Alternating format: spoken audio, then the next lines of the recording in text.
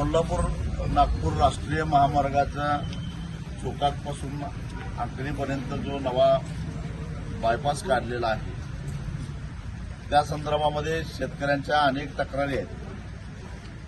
शिवाय या रस्त्यावर कृष्णेवर एक मोठा पूल होणार आहे आणि या पुलामुळे या वारणा कृष्णा या नद्यांच्या परिसरातल्या गावांना कितपत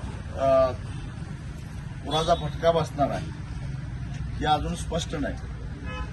राष्ट्रीय महामार्ग प्राधिकरणानं त्या संदर्भामध्ये या परिसरातल्या शेतकऱ्यांना आणि लोकांना काही माहिती पुरवलेली नाही। याशिवाय हा जो 38 किलोमीटरचा नवा रस्ता होणार आहे याला केवळ बाजारभावाच्या दुप्पट मोबदला दिला जाणार आहे आणि उर्वरित फार नागपूरपासून ते रत्नागिरीपर्यंत जे जमिनीचं अधिग्रहण झालेलं आहे त्याला 5 पट मोबदला दिलेला गेलेला आहे।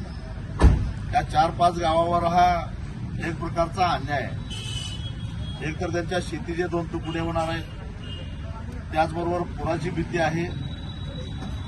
राष्ट्रीय महामार्ग प्राधिकरणाच्या अधिकाऱ्यांनी कसलाही नैसर्गिक पाण्याच्या प्रवाहाचा अभ्यास न करता रस्ता बांधणी केल्यामुळे जो मिरजेला बायपास झालेला आहे त्या बायपासमुळे सांगली जिल्ह्यातल्या म्हैसाळ, वड्डी आणि ढवळी या 3 गावांना मोठ्या प्रमाणामध्ये पुराचा फटका बसलेला आहे। वास्तविक पाहता पाण्याची पातळी ही 2021 साली 2019च्या तुलनेनं 1.5 मीटरनं कमी होती, परंतु या 3 गावांमध्ये उलट झालं।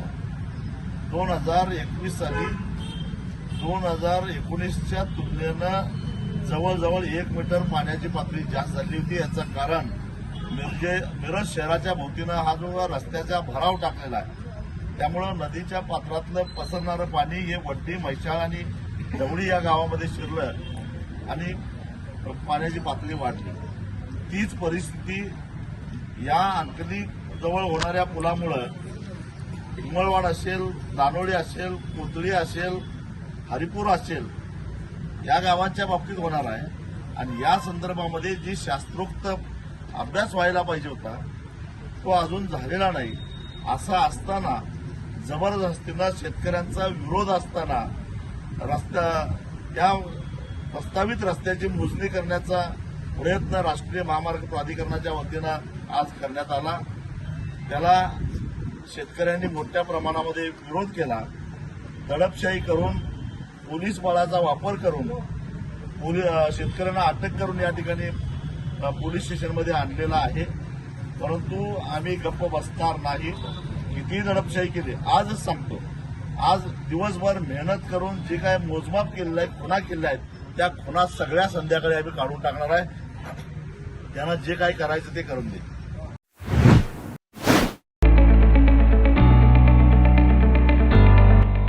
Sir Ambubai Patil English Medium School and Junior College. Pre-NDA Training Center, CBSE pattern and military pattern, approved by Government of Maharashtra.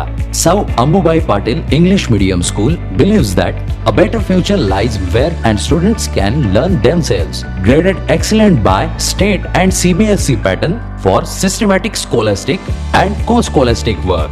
At Sir Ambubai Patil English Medium School, academic subjects and extracurricular activities complement each other to develop socially skilled and healthier students.